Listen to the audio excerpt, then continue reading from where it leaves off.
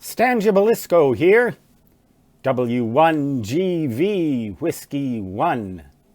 Good vibrations, amateur radio operator.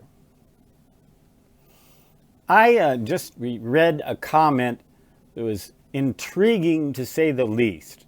It had to do with the commenter's father was on his deathbed, I believe, and couldn't see or hear, but he could blink his eyes. And he also happened to know the Morse code. And you can actually read that comment. I think it's it's either on the comment about how to learn the Morse code or my advice on learning the Morse code, or else the field day, my first field day.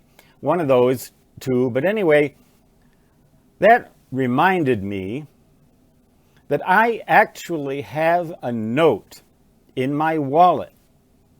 And it says that if ever I am incapacitated in such a way that I cannot hear or speak, or that I am unable to communicate by hearing and talking, but am able to move some part of my body, that I know the Morse code, and that you can communicate with me by tapping out the Morse code at some point on my body where I can feel your finger tapping.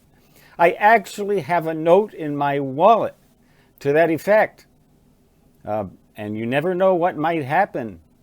We read all about coronavirus and things like that in the news right now. But actually, there are a lot of other ways you can die besides coronavirus that aren't publicized nearly as much. For example, a bad car accident, some other disease, whatever. There are a lot of ways you can get into that kind of a situation.